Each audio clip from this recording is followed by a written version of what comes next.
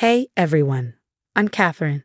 At 32, I finally built the life I always dreamed of. My tech startup, Secure Flow Solutions, just hit its first million in revenue. But getting here wasn't easy. I can still picture myself at our old kitchen table, watching mom count pennies for groceries, or so they said. We sacrificed everything for your education, Catherine. Everything. Dad's voice from my teenage years still echoes in my head. The least you could do is help us with these bills. But Aunt Elizabeth saw through their act. After high school graduation, I sat crying in her car when my parents drained my entire savings account.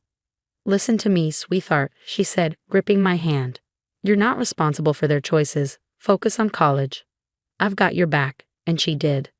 While my parents blew borrowed money on new cars, Aunt Elizabeth helped me land scholarships and a part-time job that got me through MIT. Last week, my brother David called. "Catherine, you won't believe what Dad just told me. They need $40,000 for some investment opportunity. You're making bank now, right? They said you owe them." I was in my office when I got that call. Hannah, my best friend and business partner, looked up from her laptop, her face tight with disbelief. "They're still pulling this nonsense, after everything you've done." She was right. They never stopped. Just yesterday, Mom called while I was at dinner with Ethan, this amazing real estate developer I've been seeing. The phone buzzed until I finally answered. "Catherine, honey, the country club raised their fees again. We need to maintain our status in the community. Just a small loan, dear." Ethan reached for my hand. "You don't have to answer that." "But they're my parents," I whispered, guilt creeping in. "The same parents who made you work 3 jobs in college while they took vacations." He wasn't wrong. The startup's success only seemed to fuel their demands. Last month, they showed up unannounced at my office. "We gave up our dreams for you," Dad said, standing in the lobby. "All those extra hours I worked." Before I could reply, Hannah intervened. "She's in a meeting. I'll have to ask you to leave." Later, I sat in my apartment staring at old family photos. My phone lit up with a text from Ethan. "You deserve better than this. Your success is yours. Don't let anyone tell you different." He doesn't know about the family reunion next week. The thought of facing everyone, especially after refusing Dad's latest scheme, makes my stomach churn. The lake house looked the same as it always did, but the air was thick with tension. Mom and Dad were already working the crowd when I arrived, probably pitching their latest opportunity. "There's my successful daughter." Dad's voice boomed. "Did you bring those documents I asked for?"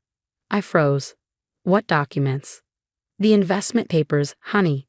You know, for the medical bills and the new business venture." "Medical bills?"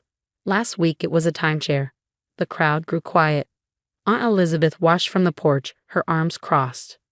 "If you bothered to stay in touch," Mom chimed in, her voice dripping with fake concern, "you'd know about your father's condition." "What condition?" "Dad was bragging about his golf game last month." David stepped forward, phone in hand. "Look what she's doing, everyone." I have the text where she ignored Dad's pleas for help with his heart medication. My hand started shaking. "Those texts don't exist. David, stop lying." "Some daughter you turned out to be," Dad shouted, his face flushed.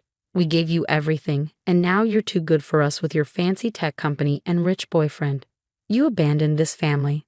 In the corner, I noticed my cousin Emma discreetly holding up her phone, recording everything. "Abandoned the family?" My voice cracked. "I paid for your cruise last year. I covered David's rent for 6 months. Only because you feel guilty for leaving us behind," Mom sneered. Her voice sharpened, cutting into me. "Everyone here knows what you really are, a selfish, ungrateful child who forgot where she came from." The tears came hot and unstoppable. Before I could respond, Aunt Elizabeth's voice rang out, cutting through the chaos. "That's enough." She stepped forward, her eyes blazing. "I've watched you manipulate this girl her entire life. Catherine worked 3 jobs in college while you maxed out credit cards on vacations." "Stay out of this, Elizabeth," Dad growled. "You've poisoned her against us enough." I took a shaky breath. She's right. I found the credit card statements. There are no medical bills. Just like the emergency home repairs last year and David's fake graduate school fees. It's all lies. The crowd murmured, and some cousins exchanged uneasy glances. "You ungrateful little." Mom stepped toward me, but Aunt Elizabeth blocked her path. Touch her, and I'll call the police myself, she warned, her voice like steel. I couldn't take it anymore. I turned and ran, my tears blurring everything.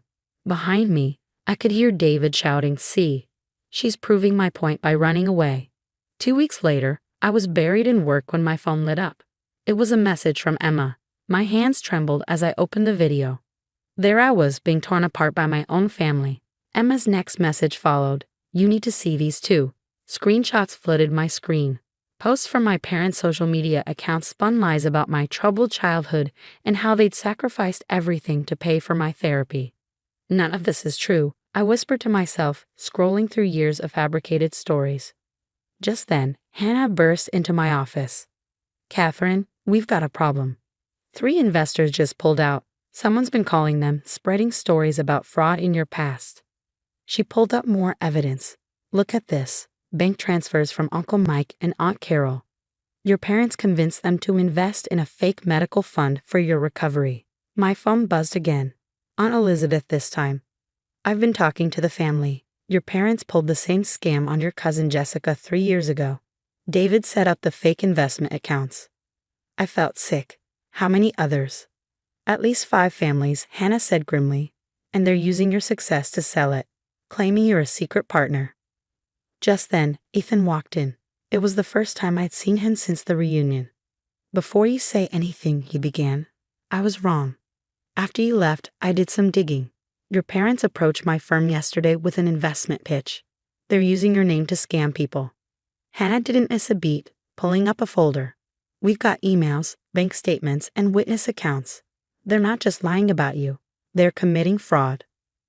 My phone buzzed relentlessly as more relatives came forward. Aunt Janet had lost her savings. Cousin Mike's kids' college fund, gone. My parents even used my childhood photos in their fake presentations, spinning tales about a troubled teen who overcame adversity. "They've been writing checks from a company registered in your name," Hannah said, scrolling through documents. "Did you know about this?" "What?" I gasped. "No, I never." "David filed the paperwork," she continued. "He used your old signatures from college forms." I sank into my chair, the weight of it all crushing me. Years of manipulation, lies, and theft, hidden behind a mask of family loyalty. Ethan knelt beside me. "What do you want to do?" he asked softly. Before I could answer Ethan's question, my office phone rang. Dad's name flashed on the caller ID. "Catherine, sweetie, we need to talk about the family business. Your brother and I have some exciting new opportunities." I let it ring. Hannah was already documenting every call, every message, every lie. The truth was finally unraveling, and this time, there would be no more hiding behind family ties. The certified letter arrived that Tuesday, a notice of legal action, family interest claim, and secure flow solutions. My parents were actually trying to claim partial ownership of my company. "They're alleging you built it using family resources and connections," my lawyer explained. "They filed documentation claiming they provided seed funding." That's when Emma's video hit the family group chat. The reunion meltdown, paired with years of receipts. Aunt Carol spoke up first. "They took our entire retirement fund. Said Catherine was a silent partner. We trusted them." Then the floodgates opened. Cousin Mike posted bank statements. Uncle Dave shared recorded phone calls. The carefully crafted web of lies came crashing down. "Did you see? David got fired," Hannah said, showing me his LinkedIn update. His firm did a full audit and found out he'd been notarizing fraudulent documents. My phone buzzed again. "Mom's country club friend Susan says your parents are moving out of their house," Hannah reported. "They said something about downsizing to a condo." "More like forced to downsize," Aunt Elizabeth chimed in. "The bank froze their accounts after multiple fraud claims. They're living in that small apartment complex near the highway now." Ethan squeezed my hand as we watched the news spread through the community. Dad's golf buddies stopped returning his calls. Mom's social circle dissolved. Their carefully constructed image shattered like glass. "You were right about them all along," Ethan said, sliding a ring across the restaurant table. "Marry me. I promise I won't make you invite them to the wedding." 6 months later, I stood in Aunt Elizabeth's garden, wearing white. No elaborate country club reception, just the people who stood by me. Emma, now my wedding videographer, captured Ethan's tears during our vows. Hannah's toast had everyone laughing. to the bride who built her own empire and the groom smart enough to support her. David tried to crash the ceremony, shouting about family loyalty as security escorted him out. Last I heard, he was working retail and living with our parents in their one-bedroom apartment. Dad still calls sometimes, usually when rent is due. Mom sends guilt-tripping emails about grandchildren she'll never meet. I've blocked them all. Your latest investor meeting is confirmed, Hannah announced yesterday, scanning my schedule. Oh, and SecureFlow just hit $10 million in valuation. Later that night, driving home to my new house with Ethan, I passed their apartment complex. Through a ground floor window, I glimpsed Mom and Dad eating TV dinners, surrounded by the remnants of their former life. You okay? Ethan asked. I thought of the family gathering we'd hosted last weekend. Aunt Elizabeth teaching Hannah's kids to bake, Emma showing everyone her engagement photos, the sound of genuine laughter, no strings attached. Yeah, I said, smiling as I drove past without slowing down. I've never been better. Reflection. What would you do if a toxic family member suddenly showed up at your wedding, like David did?